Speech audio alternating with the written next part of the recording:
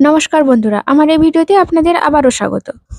আপনি যদি একজন কৃষক বন্ধু প্রকল্পের উপভোক্তা হয়ে থাকেন এবং আপনার যদি কৃষক বন্ধু প্রকল্পে নাম নথিভুক্ত করা হয়ে থাকে, তাহলে কিন্তু আজকের এই ভিডিওটি আপনাদের কিন্তু খুবই উপকারে আসতে চলেছে। আজকে অর্থাৎ 21শে সেপ্টেম্বর 2024 শনিবার আপনাদের জন্য কিন্তু উঠে হলো বিরাট বড় একটি আপডেট। কৃষক বন্ধু প্রকল্পে আগামী কিস্তি অর্থাৎ রবি কিস্তির টাকা আপনারা আপনাদের ব্যাংকের অ্যাকাউন্টে কবে থেকে পেতে চলেছেন, কোন কোন কৃষকদের কিন্তু নতুন করে ফর্ম এবং ডকুমেন্টস জমা করতে হবে, এই প্রকল্পের ভাতা বৃদ্ধি নিয়ে কি জানানো হয়েছে এবং কোন কোন কৃষকদের অ্যাকাউন্টে কত টাকা করে ঢুকবে, সমস্ত বিষয়ের তথ্য কিন্তু আজকের এই ছোট্ট ভিডিওতে আপনারা জানতে পারবেন। তাই এই গুরুত্বপূর্ণ ভিডিওটিকে জানতে অবশ্যই ভিডিওটিকে শেষ পর্যন্ত দেখে যাওয়ার চেষ্টা করুন। আর যদি ভিডিওটি ভালো লাগে অবশ্যই কিন্তু পাশে থাকবেন।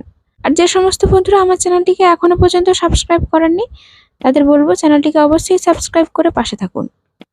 আর যারা আমার চ্যানেলটিকে আগে থেকেই সাবস্ক্রাইব করে রেখেছেন তাদের জন্য অসংখ্য ধন্যবাদ। রাজ্যের কৃষকদের জন্য কিন্তু বিরাট বড় সুখবর।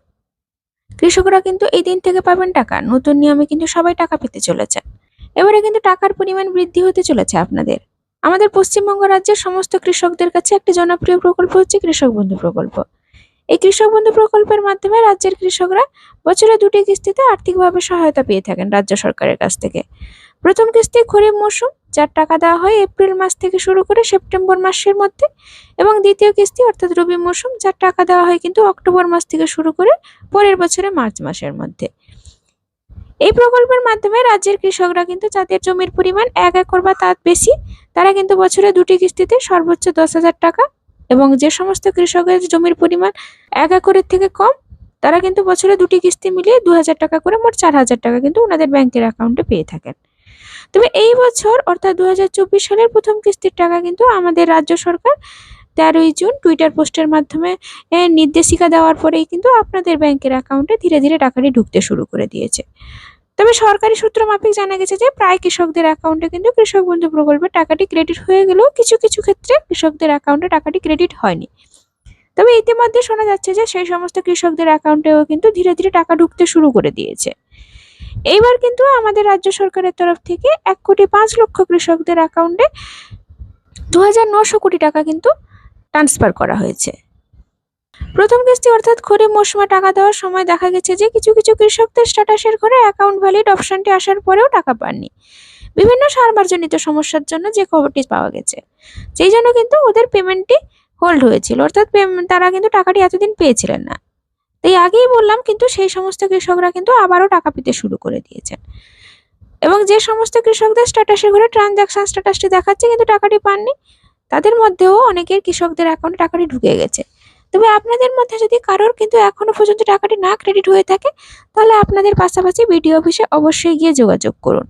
কেননা দেখা গেছে যে হয়তো আপনাদের ইকেওয়াইসি ফর্মটি এখনো পর্যন্ত আপডেট করা হয়েছিল না বা জমা করা হয়েছিল না, ওই জন্য কিন্তু আপনারা আপনাদের ব্যাংকের অ্যাকাউন্টে টাকাটি পেয়েছিলেন না।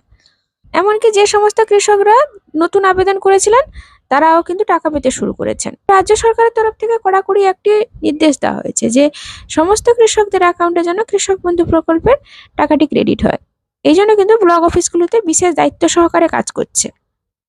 তবে রবি মরশুমে টাকা দেওয়ার ফাইনাল তারিখও কিন্তু ইতিমধ্যে শোনা যাচ্ছে। ব্লক অফিস থেকে কৃষক বন্ধু প্রকল্পের দ্বিতীয় কিস্তির টাকা দেওয়ার তারিখও কিন্তু ঘোষণা করে দিয়েছে। কৃষকদের উদ্দেশ্যে বলা হয়েছে এবার কৃষকরা দ্বিতীয় কিস্তির টাকার জন্য দীর্ঘ সময় আর অপেক্ষা করতে হবে না। বিগত বছরগুলিতে আপনারা যেরকম টাকা পেয়েছিলেন সেরকমই কিন্তু আপনার ব্যাংকের অ্যাকাউন্টে কিন্তু টাকারই ক্রেডিট হবে।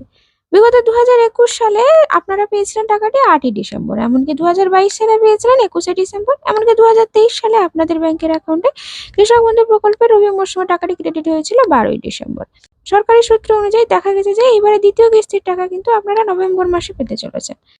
সরকারি সূত্র মাফিক যে খবরটি পাওয়া যাচ্ছে যে বিভিন্ন রকমের যে স্ট্যাটাসের পরিবর্তন আসতে শুরু করে তার কিন্তু প্রক্রিয়া নভেম্বর মাসের শেষ সপ্তাহ থেকে শুরু হওয়ার সম্ভাবনা রয়েছে। কৃষকদের কথা মাথায় রেখেই কিন্তু এই সিদ্ধান্ত নেওয়া হয়েছে। ব্লক অফিস থেকে সম্ভাব্য একটা তারিখও জানিয়ে দেওয়া হয়েছে যে নভেম্বর মাসের প্রায় 20 থেকে 25 তারিখের মধ্যে কিন্তু রবি মরশুমে টাকা দেওয়ার প্রক্রিয়া কিন্তু শুরু হয়ে যাবে। তবে জানানো হয়েছে যে পুরনো যারা উপভোক্তা যারা কিন্তু সবসময়ের জন্য টাকা পেয়ে আসছেন তাদের কিন্তু আগে ট্রানজাকশন স্ট্যাটাসের ঘরে পরিবর্তন আসবে এবং তারা আগেই কিন্তু টাকাটি পাবেন। কেননা ওই সমস্ত কৃষকদের কিন্তু ট্রানজাকশন স্ট্যাটাসের ঘরে এডিএ আপলোড আসার পরেই সোজাসুজি অ্যাকাউন্ট ভ্যালির অপশনটি চলে আসে, তারপরে কিন্তু আপনাদের ব্যাংকের অ্যাকাউন্টে টাকাটি ক্রেডিট হয়ে যায়। আপনাদের কিন্তু ডিডিএ আপলোড বা এসএনএশন টু ব্যাংক এরকম কোনো রকম ভাবে প্রক্রিয়া কিন্তু হয় না, সরাসরি কিন্তু আপনাদের অ্যাকাউন্ট ভ্যালিড অপশনটি চলে আসে, তারপরে কিন্তু আপনারা আপনাদের ব্যাংকের অ্যাকাউন্টে কৃষক বন্ধু প্রকল্পের টাকাটি পেয়ে যান। তবে প্রশাসনিক সূত্রে বারবার একটাই কথা বলা হচ্ছে যে আপনাদের কিন্তু খুব শীঘ্রই টাকা দেওয়ার প্রক্রিয়া শুরু হয়ে যাবে। তবে কৃষক বন্ধু প্রকল্পে নথিভুক্ত সমস্ত কৃষকদের করতে হবে কেওয়াইসি, অর্থাৎ মৃত ব্যক্তি শনাক্তকরণ করতে এবং ভুয়ো কৃষকদের অ্যাকাউন্টগুলোকে বাদ দিতে এই সিদ্ধান্ত নেওয়া হয়েছে। সমীক্ষায় দেখা গেছে যে প্রথম কিস্তিতে টাকা দেওয়ার সময় অনেক মৃত ও ভুয়ো ব্যক্তিদের অ্যাকাউন্টে টাকা ক্রেডিট হচ্ছে, তাই প্রত্যেক কৃষকদের কেওয়াইসি করতেই হবে। দেখা গেছে একই মোবাইল নম্বর দিয়ে বহু কৃষকরা রেজিস্ট্রেশন করিয়েছেন, এই দিকটাও কিন্তু দেখা হচ্ছে। এবার প্রত্যেকটি কৃষকদের জন্য নির্দিষ্ট আলাদা আলাদা মোবাইল নম্বর থাকতে হবে। খুব শীঘ্রই কিন্তু কৃষকদের মোবাইল নম্বরে এসএমএস করে জানানো হবে যে কবে কেওয়াইসি করতে হবে। ব্লক অফিস থেকে বলা হয়েছে যে বহু কৃষকদের নাম কিন্তু এবার বাদ পড়তে চলেছে, কেননা তাদের বিভিন্ন নথিপত্র ভুল থাকার জন্য। তাছাড়া ভাতা বৃদ্ধি নিয়ে রাজ্য সরকারের তরফ থেকেও কিন্তু একটা নতুন আপডেট উঠে এসেছে। দ্রব্যমূল্য বৃদ্ধির কারণে কৃষকদের চাষাবাদ করতে অনেক সমস্যায় পড়তে হচ্ছে। যেভাবে জিনিসপত্রের দাম বাড়ছে সে কারণে কৃষকরা উন্নত মানের কীটনাশক বীজ সার কিনতে পারছেন না। এর ফলে কিন্তু জমিতে উপযুক্ত পরিমাণে ফসলও হচ্ছে না। বিভিন্ন সূত্র মারফত যেটি জানা যাচ্ছে, বিধানসভা ভোটের আগে কৃষকদের কৃষক বন্ধু প্রকল্পের ভাতা বৃদ্ধির ব্যাপারেও একটি ঘোষণা হয়েছে। এমনকি 1000 টাকা করে বৃদ্ধি হওয়ার সম্ভাবনাও রয়েছে।